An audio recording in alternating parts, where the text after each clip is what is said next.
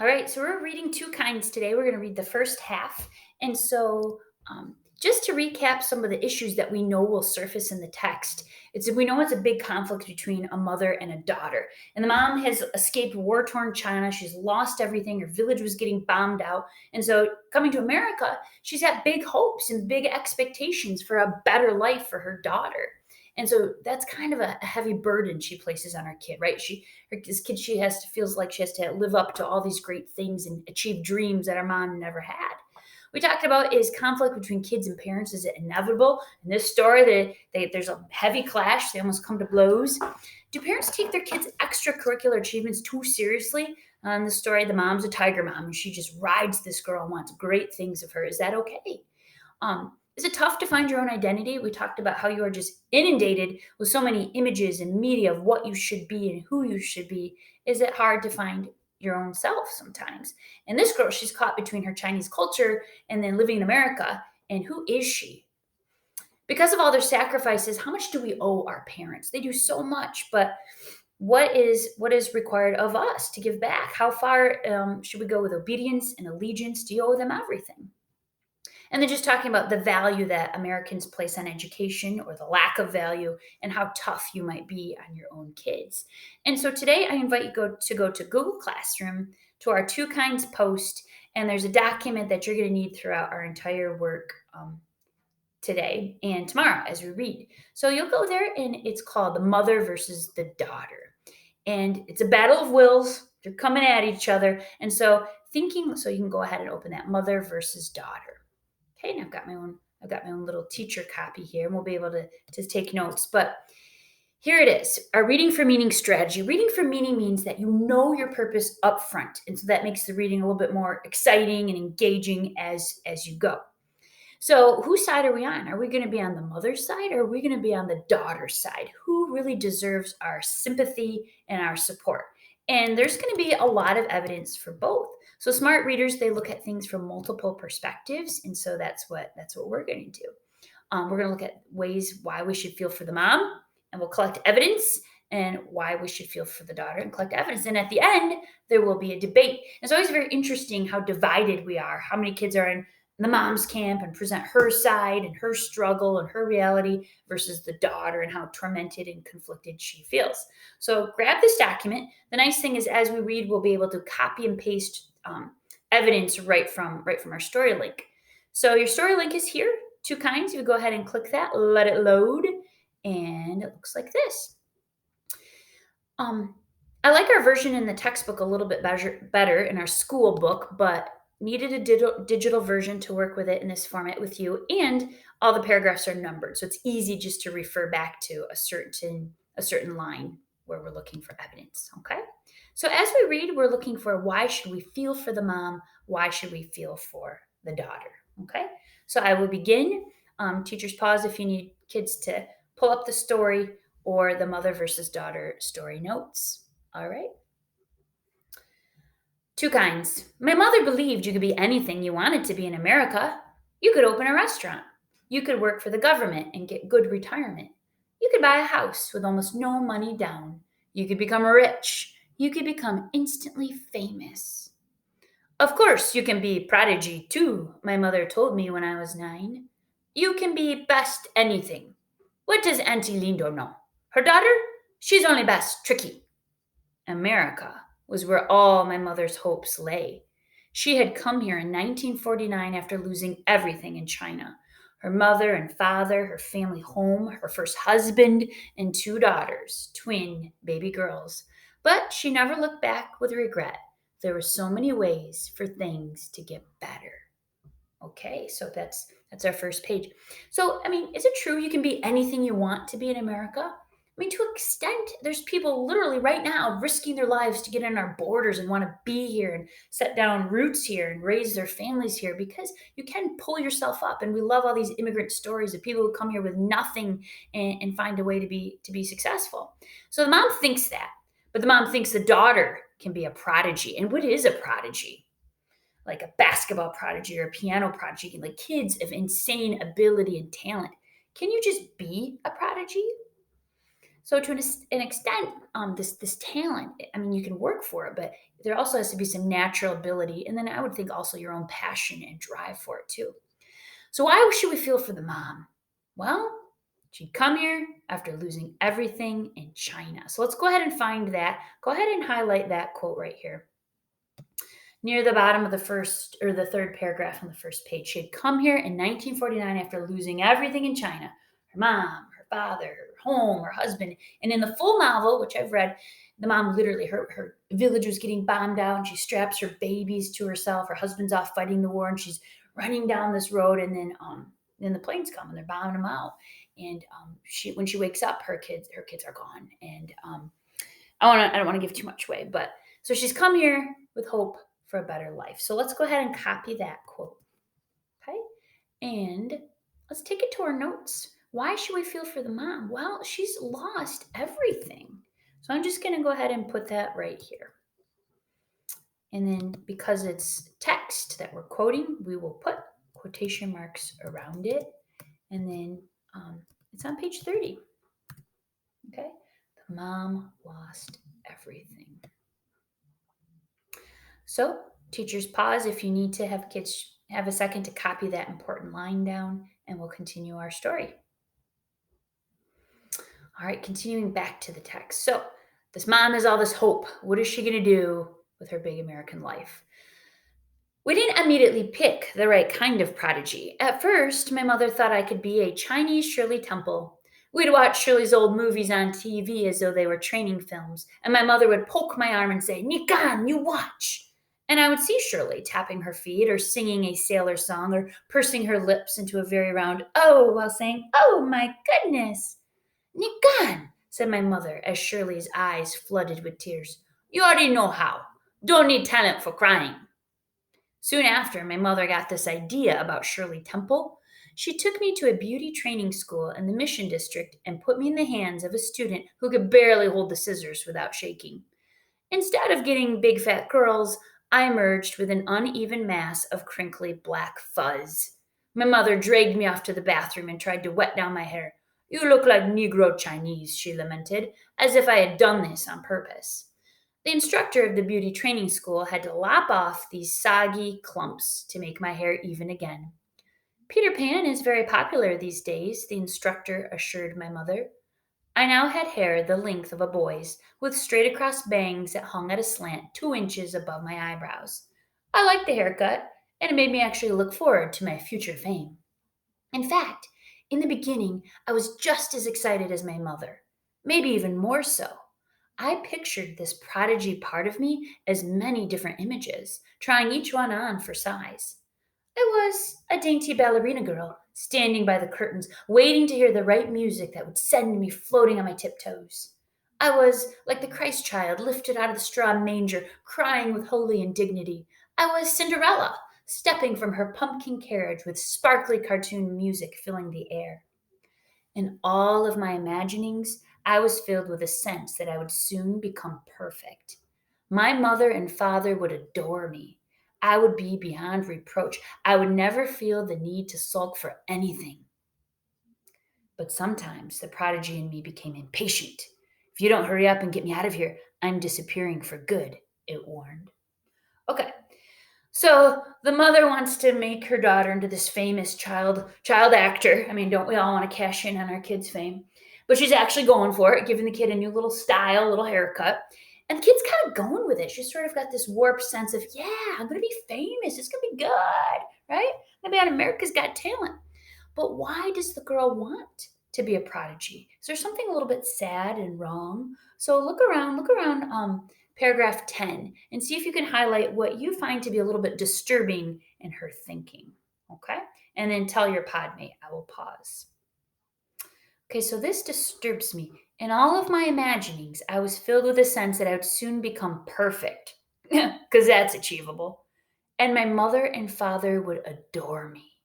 Oh, so once you're perfect, once you're this child star or whatever it is you become, then mommy and daddy will love you. Okay. So it's just kind of this warped sense that she's not already loved and accepted for who she is, as she is. She has to earn her parents' love. So go ahead and copy that first sentence or first two sentences in paragraph 10. I will do that as well. Paragraph 10, your first two sentences.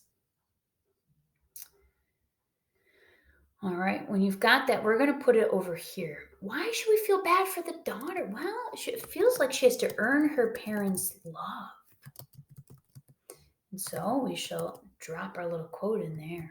Okay, what are we on? Page, let me just check the page so I can get it right. Yep, 31.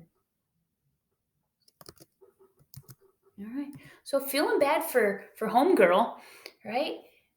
Maybe someday I'll be good enough and they'll love me. So go ahead and put that there. Earning her parents' love, and pause at any time should you need to get the note. All right. So I'll start down here at 11, paragraph 11. But sometimes the prodigy in me became impatient. If you don't hurry up and get me out of here, I'm disappearing for good, it warned. And then you'll always be nothing. Every night after dinner, my mother and I would sit at the Formica kitchen table. She would present new tests, taking her examples from stories of amazing children she had read about in Ripley's Believe It or Not, or Good Housekeeping, or Reader's Digest, or a dozen other magazines she kept in a pile in our bathroom. My mother got these magazines from people whose houses she cleaned, and since she cleaned many houses each week, we had a great assortment. She would look through them all, searching for stories about remarkable children. The first night, she brought out a story about a 3-year-old boy who knew the capitals of all the states and even most of the European countries. A teacher was quoted as saying the little boy could also pronounce the names of foreign cities correctly. What's the capital of Finland? My mother asked me, looking at the magazine story. All I knew was the capital of California, because Sacramento was the name of the street we lived on in Chinatown. Nairobi, I guessed, saying the most foreign word I could think of. She checked to see if that was possibly one way to pronounce Helsinki before showing me the answer. All right, you are going to start on paragraph 16. The tests got harder, and you're going to read on your own just through 18. So 16, 17, 18. Okay, and I want you to notice, I want you to be able to report back what kind of crazy things is this mom doing to this kid. All right. And then highlight a quote. Find a good quote for the daughter. Why should we feel for her? What is the mom, this mental anguish the mom is torturing her with? Okay. So you're looking for evidence in 16, 17, and 18. Go for it. All right. So these random tests, right? Multiply a bunch of numbers in your head. Do some crazy card tricks. Stand on your head without using your hands. Predict weather temperatures. Memorize the Bible. All of it is just random and weird, just hoping to land on something that'll stick for fame for her daughter. But what did you find that was sad? And after seeing my mother's disappointed face once again, something inside of me began to die. I hated the tests, the raised hopes, and failed expectations. So this poor kid, every night, she gets put through the ringer, put through the drill, through the paces, and every day she fails. Because who can do all these things? No one, right? And she looks in the mirror and she hates herself and says, I am a sad, ugly girl. So I really feel for the daughter that she has to do these tests and she feels like a failure. So let's go ahead and grab the first two sentences of paragraph 18. Okay, paragraph 18, copy those, Control C, and let's put them on our notes, okay, for the daughter. Okay. Feels like a failure. And we'll put constantly tested. And I'll put quotation marks in, drop my quote in there. All right. Feels like a failure. She's constantly tested. And then go ahead and paste your quote. So this is page 32. Okay. Pause if you need to get the note, and we'll continue. All right, journeying on in our story, will they ever find anything that she can do to be proud of and successful with a girl, or will the girl ever just be loved and accepted for who she is? So let's go to paragraph 19. So she's crying and she's scratching out her eyes and hates herself. And this is an important turning part right here. Then I saw what seemed to be the prodigy side of me because I had never seen that face before. And I looked at my reflection, blinking so I could see more clearly. The girl staring back at me was angry, powerful, And this girl and I were the same. And I had new thoughts, willful thoughts, or rather thoughts filled with a lot of I won'ts. I won't let her change me, I promised myself. I won't be what I'm not. All right, so it's on a battle of wills. 20. So now, on nights when my mother presented her tests, I performed listlessly, my head propped on one arm. I pretended to be bored, and I was. I got so bored that I started counting the bellows of the foghorns out on the bay while my mother drilled me in other areas. The sound was comforting and reminded me of the cow jumping over the moon. And the next day, I played a game with myself, seeing if my mother would give up on me before 8 bellows. And after a while, I usually only counted one, maybe 2 bellows at most. At last, she was beginning to give up hope. 21. But do you really think this relentless mom will ever give up? 21. 2 or 3 months had gone by without any mention of my being a prodigy again. And then one day, my mother was watching the Ed Sullivan Show on TV. So it's kind of like a variety show with a lot of famous people and different acts. The TV was old and the sound kept shorting out. And every time my mother got halfway up from the sofa to adjust the set, the sound would go back on and Ed would be talking. As soon as she sat down, Ed would go silent again. She got up. The TV broke out into loud piano music. She sat down. Silence, up and down, back and forth, quiet and loud. It was like a stiff, embraceless dance between her and the TV set. Finally, she stood by the set with her hand on the sound dial. She seemed entranced by the music. A little frenzied piano piece with this mesmerizing quality, sort of quick passages and then teasing, lilting ones before it returned to the quick, playful parts. Nikan, my mother said, calling me over with hurried hand gestures. Look here. So that means like, watch, look. I could see why my mother was fascinated by the music. It was being pounded out by a little Chinese girl, about 9 years old, with a Peter Pan haircut. The girl had the sauciness of a Shirley Temple. She was proudly modest, like a proper Chinese child. And she also did this fancy sweep of a curtsy so that the fluffy skirt of her white dress cascaded slowly to the floor, like the petals of a large carnation. In spite of these warning signs, I wasn't worried. Our family had no piano, and we couldn't afford to buy one, let alone reams of sheet music and piano lessons. So I could be generous in my comments when my mother badmouthed the little girl on TV. Play a note right, but doesn't sound good. No singing sound, complained my mother. What are you picking on her for? I said carelessly. She's pretty good. Maybe she's not the best, but she's trying hard. Oh, I knew almost immediately I'd be sorry I said that. Just like you, she said. Not the best because you not trying. She gave a little huff as she let go of the sound dial and sat down on the sofa.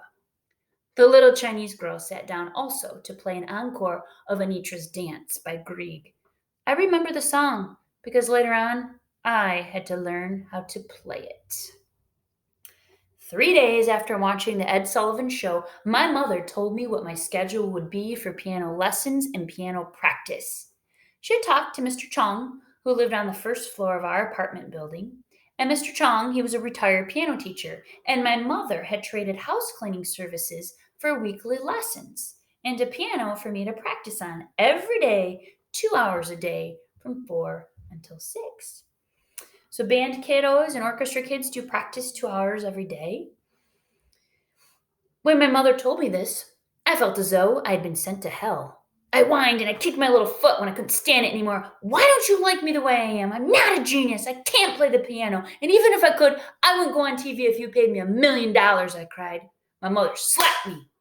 Who asked you to be genius, she shouted. Only ask you to be your best for you sake. You think I want you to be genius? Oh, what for? Who asked you? So ungrateful, I heard her mutter in Chinese. If she had as much talent as she has temper, she would be famous now. Mr. Chong, whom I secretly nicknamed Old Chong, was very strange, always tapping his fingers to the silent music of an invisible orchestra. He looked ancient in my eyes. He had lost most of the hair on the top of his head. Okay, we got more evidence. Okay, this time we're looking for something for the daughter and also for the mom. Why did we feel, what's some evidence for the daughter where she feels trapped? What does she now have to do? So let's go to lines. I would tell you to look around paragraph 29 and 30, and I will pause. I'd love for you to highlight something for the mother, but also something for the daughter. So I'm just going to get part of this quote. What does a daughter now have to do that she never asked to do? And that is play piano. And they can't afford a piano and they can't afford lessons. So the mother is sacrificing herself. She is willingly cleaning this guy's apartment building or his apartment so her daughter can have a chance, an opportunity to learn something. So I'm going to put something for the mom that Mr. Chung was a retired piano teacher and my mother traded house cleaning services for weekly lessons. And I'll stop there. Okay. So let's go ahead and grab that line. It's in paragraph 29. Traded, the important part, mother traded house cleaning services for weekly lessons in paragraph 29. I will copy that. All right. So now we're going over to the mom. Okay. So she sacrifices to give daughter lessons. Okay. And I will put my quote in there. It's here. Well, actually, the quote continues on, so I'll just use an ellipsis, a dot, dot, dot to show that it continues. There you go. So the mom's doing that. You've got that quote in there. If you need to go back and see it again, it's paragraph 29 of page 34. All right, why do we feel bad for the daughter? All right, she's got to take piano lessons now. So I'm going to get this part. A piano for me to practice on every day, 2 hours a day from 4 until 6. And when my mother told me this, I felt as though I'd been sent to hell. It's a nice little quote to tell how you feel. A lot of voice there, right? Every day, drudgery, 2 hours, she's chained to the piano. Okay, so that goes over. So it's just the end of paragraph 29 and the first sentence of paragraph 30. Go for it.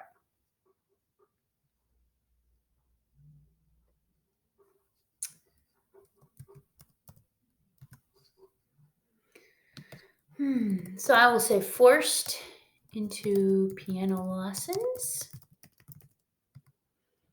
And here's your quote. Feels like she's been sent to hell. All right. There's our note so far. I will pause and we'll continue. All right, so we got to figure out how this is going to go down. So we're just going to read one more page here. Okay. So Old Chong, think about Old Chong. He's kind of the humor in this story. Old Chong, he's losing his hair on his head. He looks ancient. He wore thick glasses and had eyes that always looked tired and sleepy. But he must have been younger than I thought since he lived with his mother and was not yet married. I soon found out why Old Chong had retired from teaching piano. He was deaf. Like Beethoven, he shouted to me. We're both listening only in our head. And he would start to conduct his frantic silent sonatas.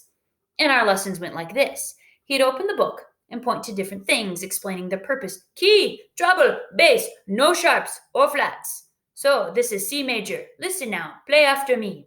And then he would play the C scale a few times, a simple chord, and then, as if inspired by an old unreachable itch, he'd gradually add more notes and running trills and pounding bass until the music was really something quite grand. And I would play after him the simple scale, the simple chord, and then I just played some nonsense that sounded like a cat running up and down the top of garbage cans. And old Chong smiled and applauded and said, "Oh, very good. But now you must learn keep time."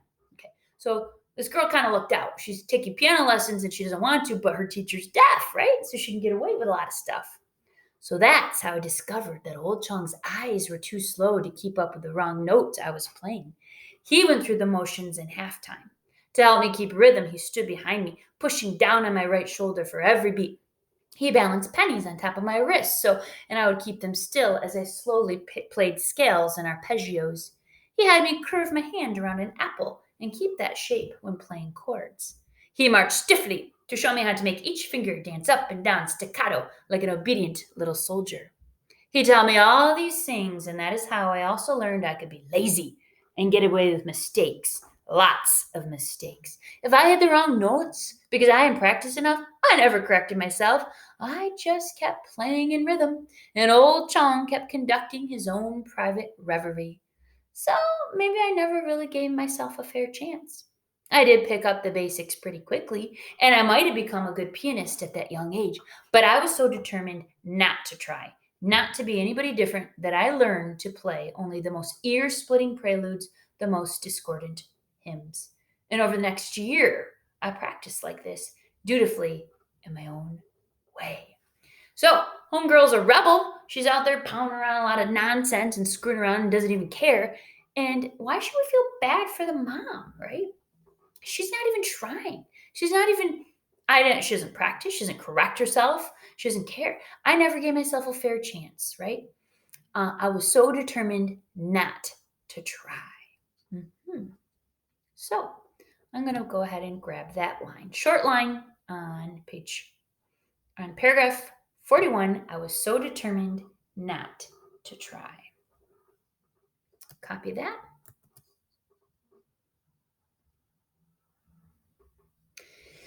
And that's going to end our work for today. It's going to end our reading. So we're going to put this over on the mom side. This girl, daughter, throws away the opportunity this lady is sacrificing for. I was so determined not to try. There you go. Okay. So far we're pretty even here with the evidence that we're collecting. We feel bad for the mom because she's lost everything, comes here with a lot of hope and wants her kid to work hard and be great. She's sacrificing to give her daughter lessons and a chance. And the kid is just throwing it all away, not even trying, not even using any of the lessons to better herself. But yeah, I feel bad for the daughter. She feels she has to earn her parents' love. She's not good enough as is. She has to be tested and molded and try to be shaped into something better. And she feels like a failure. And she's forced into piano lessons 2 hours a day. And it makes her feel like she's been sent to hell. So those are our notes. I will pause. And then tomorrow I'll meet you back here. What's going to happen? What's going to happen in the rest of the story? This girl, chained to the piano, but she's not even trying. So making a fool of the mom. All right. Thanks for your work today and your reading and your attention, and we shall finish tomorrow.